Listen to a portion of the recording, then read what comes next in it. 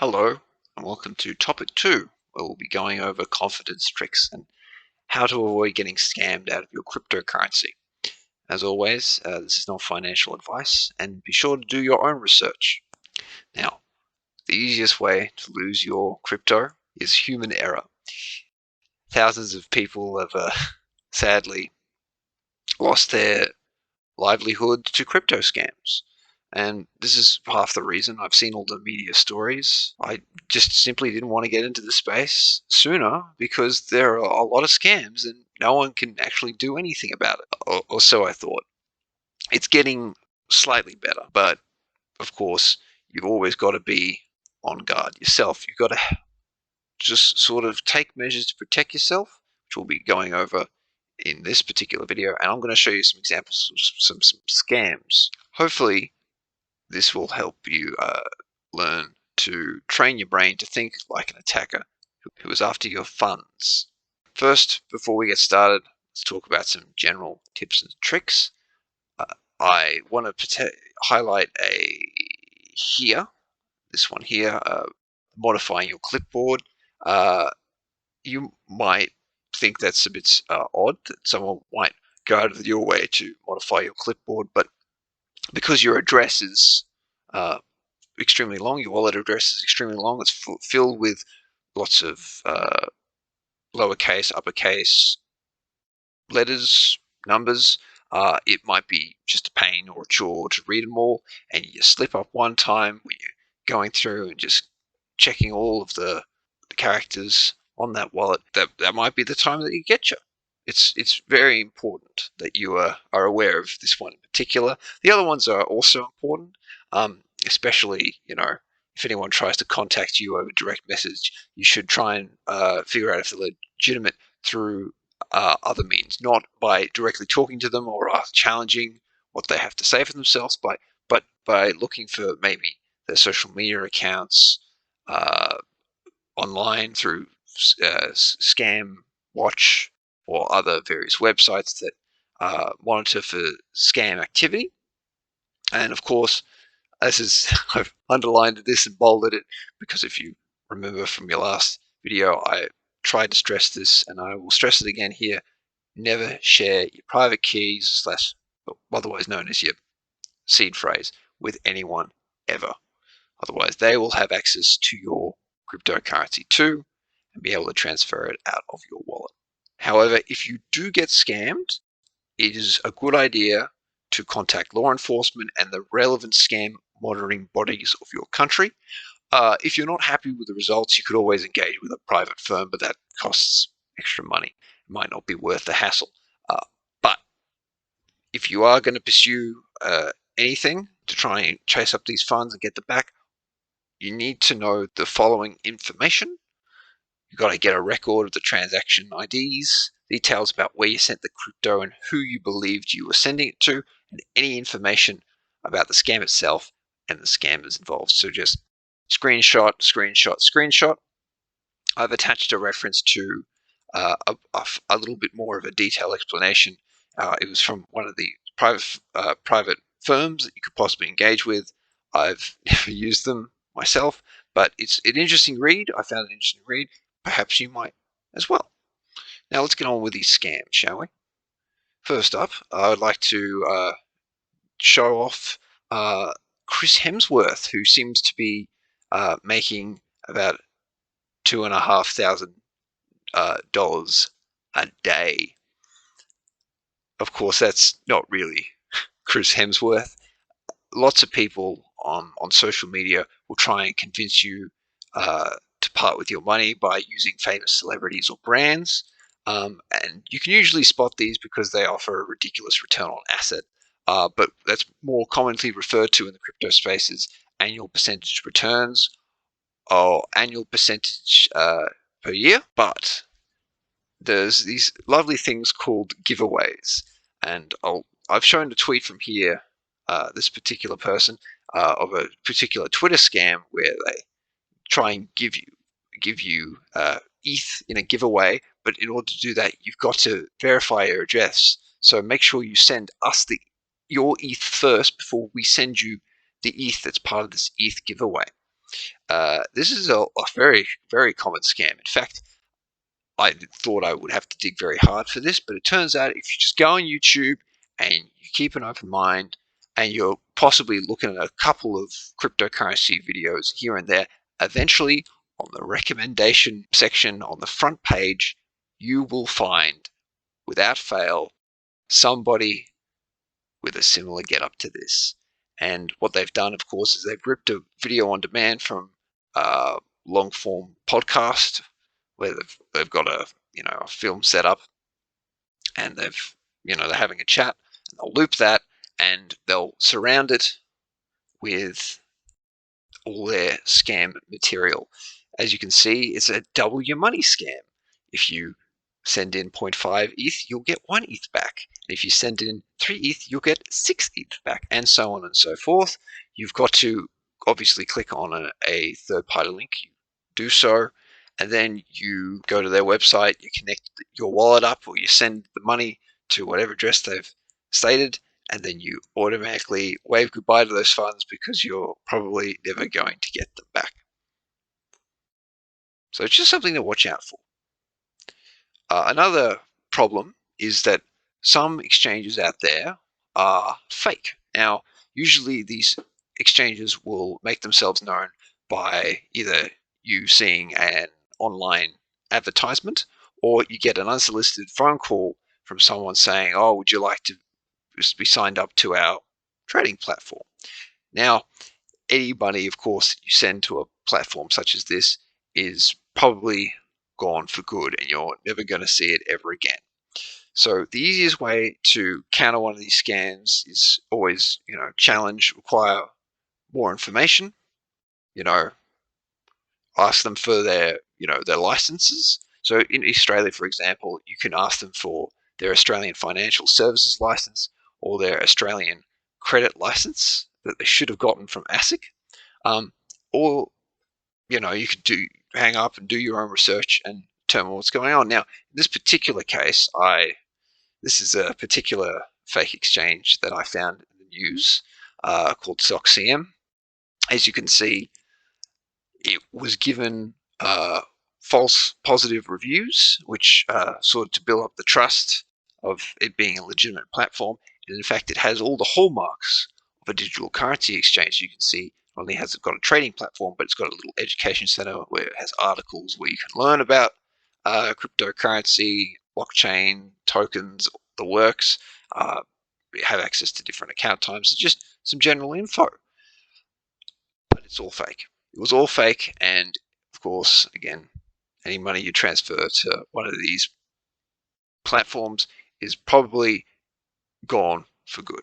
Now, of course, you might successfully purchase your cryptocurrency from a reputable exchange, but then you've got to worry about transferring it to a fake wallet. So always make sure you download the right wallet, because let's just say they don't have to try very hard to try and get you to install a potentially unwanted program if you get it confused with a legitimate program.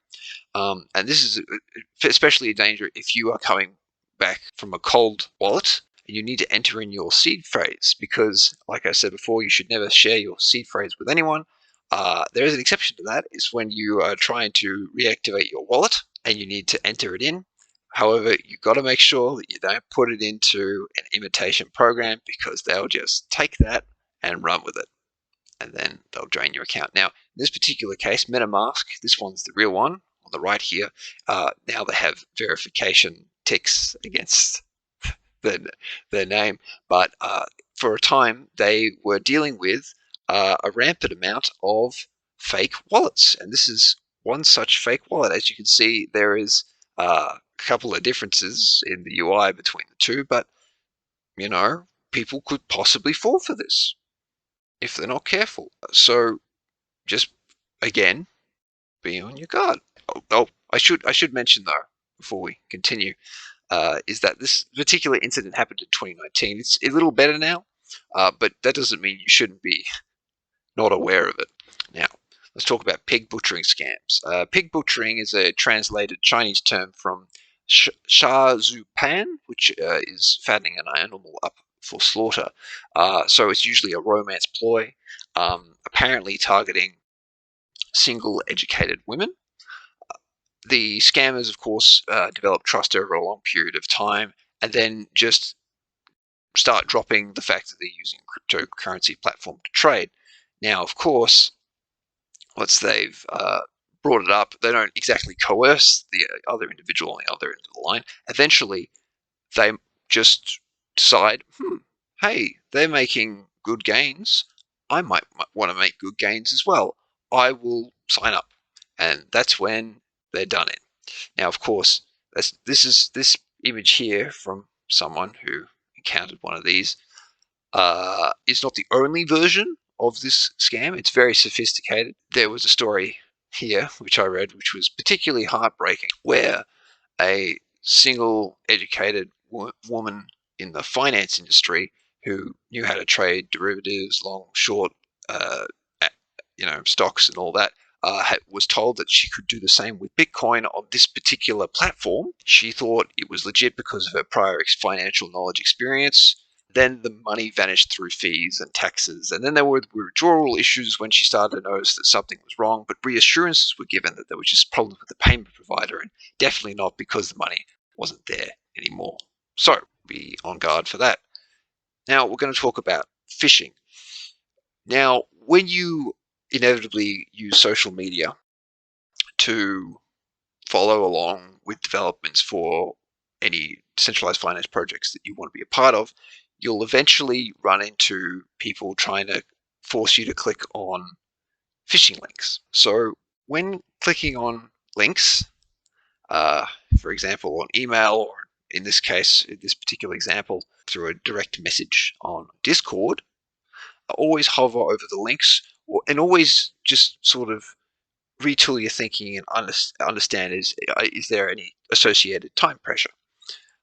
As you can see, in this particular one that I've grabbed, this particular person was told, they had to verify within 10 minutes or they'll be kicked from the Discord server, which in this case being the one associated with this project. And you had to click here to verify. Now, of course, this is actually not a captcha bot because it doesn't have the bot label next to it, and so it wasn't actually official. There are apparently a ton of these in the server. Eventually, they were all removed, but what the scary thing was you just clicked on that link, you'd get sent to the Georgia and South Sandwich Islands. You connect your wallet, and they'd empty your funds out of that wallet. So you've got to be careful. In order to avoid most of this, because this only happened because the person in question had their direct messages still turned on, you should always, if you venture into any decentralized finance server, always turn off your direct messages by clicking on the little downward arrow, clicking on privacy settings, and then not allowing direct messages. It'll save you a bunch. And if anyone does attempt to contact you or tries to friend you, because now, of course, that's how Discord works. If you're not your friend and they try to message you, they'll get pushed back. So they'll try a different mean. They'll try and friend you. So you can simply straight up deny them, and you're all fine.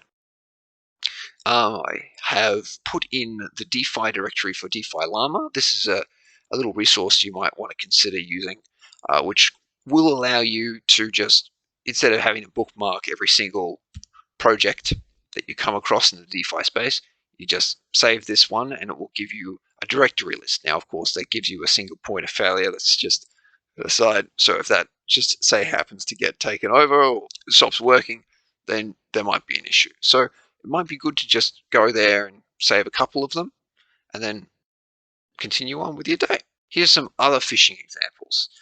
In this particular case, a trust wallet message, this is from Binance, has been sent through, and it's telling me that my know your customer requirements were not yet verified, which means I haven't presented my documentation, and all unverified accounts will have their assets frozen really, really soon. You've got to act now. Got to click on this link. Don't click on the link. It's a scam. I don't even have one of these wallets, and this just happened to appear one day. I don't know why. And here's an interesting Telegram message. Now, of course, we've already talked about how Ethereum moved from proof of work to proof of stake. This is a scam message that's trying to convince you that you need to swap your old Ethereum out for new Ethereum, even though that's not how it works. Because, and I didn't mention this in the last video, but it's kind of important. If someone wants to make an improvement to a cryptocurrency or a blockchain system, you have to have the consensus of all the people on the network in order to do so, or a majority of the network. And they have to all accept the change, and these are called improvement proposals. Now, what happened in this particular case with the improvement proposal was that the proof of stake was actually all accepted by the entire network on the blockchain, almost, which meant that there was no hard fork, which means that there wasn't a divergence in the blockchain, and certain miners were assuming that the transactions were going one particular way, and the rest of the transactions were being not the rest of the transactions, the rest of the people involved were on a completely different branch. That didn't happen. There was one single branch. It was all merged together. There was no issue. So that, again, is a scam. Now, this might not affect you, but you just got to be careful that sometimes when you Google for these particular DeFi projects or for wallets or for exchanges, what can end up happening is that you can be fed a paid ad that some malicious actor has placed that will redirect you to a website that isn't one that you should be going onto, because it's probably a scam. It's going to suck your data. It's going to suck your wallet dry if you're not careful. So make sure you always read carefully and don't blindly click when you're searching for items. Now let's talk about Ponzi schemes. Now, they have the appearance of a legitimate business, but that makes them about one step removed from pyramid schemes. They also shouldn't be confused with exit scams, which involve an initial coin offering from some developers who then end up taking all the funds for these initial coins, but instead of distributing anything, they just scarper and vanish into the night, never to be seen again. In this particular case, we're going to look at BitConnect. Now, this man, if you're old enough, might look familiar. He's the hype man, Carlos Matos. He was brought onto the stage and he yelled BitConnect various times to hype up their product. He was made into several memes, which I ended up seeing, which is why I knew that part of the story. But I didn't exactly understand what had happened here, because, of course, they had a Ponzi scheme. Now, their Ponzi scheme was a particularly odd Ponzi scheme.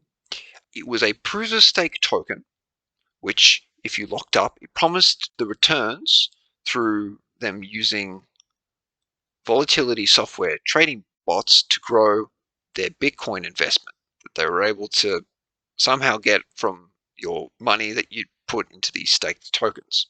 Now, of course, what ended up happening was that they didn't actually have these volatility software trading bots to grow any sort of investment, and they were just paying people who signed on earlier with the funds of people who were signing on later.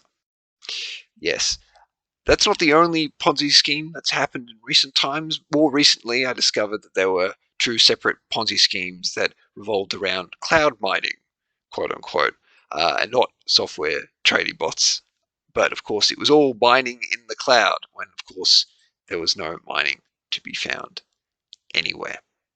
So again, something to keep in mind as you go around. Now, let's talk about physical attacks, because we've gone on for a while now about how people could hack you or intercept packets of information or just flat out just drain that wallet remotely. But it's important to remember that you're still susceptible to traditional criminal avenues. And this is, again, another important reason why I never really got into this space, because of how blatant this vulnerability is.